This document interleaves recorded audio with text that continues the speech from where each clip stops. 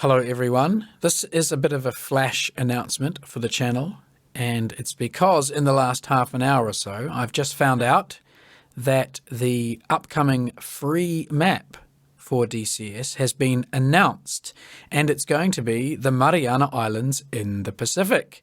Now this is a location which I won't say I anticipated it, but it's one of the possible locations I talked about some time ago. And in recent days, I've also mentioned a couple of times that I'm hoping for the Mariana Islands as the next DCS map. So I'm very happy that this is the one.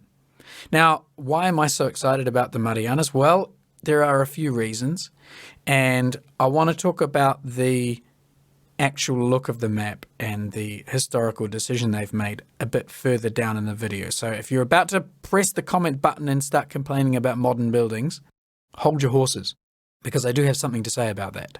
Before we get onto that issue, let me just explain why I think this is a good decision to release this map in this location. The Mariana Islands are a section of the Pacific Island where there are about 10 or 12 major islands stretching in a chain from south to north, from Guam all the way up. Now this part of the Pacific saw both land and sea combat for a significant period of time, and in particular saw land battles from about June through to November 1944. Now this is the perfect playground for the F-4 Corsair, which is the only really dedicated World War II Pacific theatre aircraft that we know is going to be released soon, and I put the word soon in inverted commas. We know we are also then going to have the A6M0, the M5 variant, which is a later variant of the Zero. So this location is pretty well suited to those aircraft. It's also a part of the map where there is not terribly much land, unlike Papua New Guinea and the Solomons, for example, where there are significantly larger areas of land that would have to be modelled.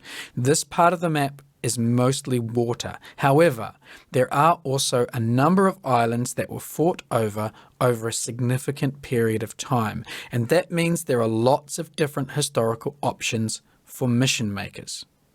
Let's take a quick look now through some of the specific screenshots that we've seen. The screenshots look really good. This is some of the best coastal modelling I've seen from DCS, and I think it is actually the best coastal modelling that DCS has produced. I wish they would replicate this kind of coastal modelling in the Normandy map. We have the islands, which are largely vegetated with really nice coastal lagoons and rocky shorelines. There are a couple of screenshots of this. Now, important to note is how little there is in the way of urban areas. Now this is important for some of the other screenshots, like this one. It is quite obvious that they are using a modern setting for this map. So this is the downside.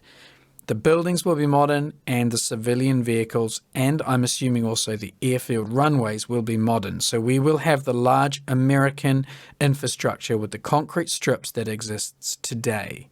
Some of the screenshots show this, including Benjamin Tyson Magnolia International Airport, which is all modern buildings and modern airfield infrastructure.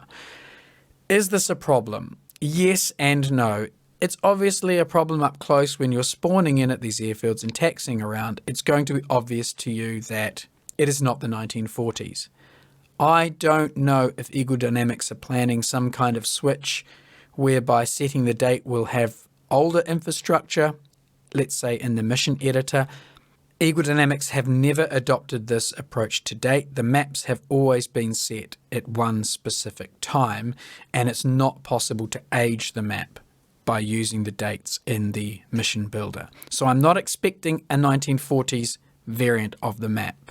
However, I don't think it's super important, and that is because it's obvious from some of these shots just how heavily vegetated these islands are, and how, I won't use the word undeveloped, but how rural or non-high-rise urban these maps are.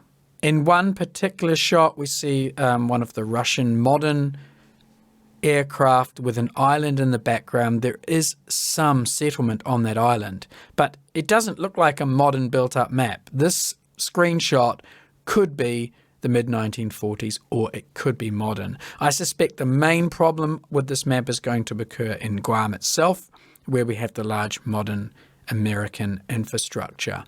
For the most part, once you've gotten yourself airborne, I don't think there's going to be a huge visual difference between 1944 and 2020. However, I could be wrong, but I think it could be made to work. Acknowledging, of course, that taxiing around, flying around down low over specific buildings, it is going to look modern. But in the end, the most popular DCS World War II server does use the modern Caucasus map anyway, so for a lot of players, this isn't a big deal. This map does open up huge potential, though, I think, for island combat, for carrier combat. I'm really hoping we also get some Japanese naval assets in the future, maybe from Magnitude 3, who knows.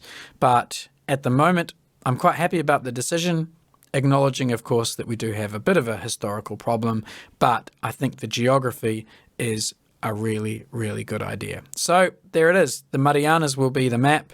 It's going to be a modern map, but I think we can make it work for Warbirds flying. Now, if it's true that this is going to be a free map, then no one's going to have to part with any money. So it kind of makes sense to use it for modern, for Warbirds, I don't know, for coming up with some crazy mid-Cold War scenarios. Who knows? Tell me in the comments what you think.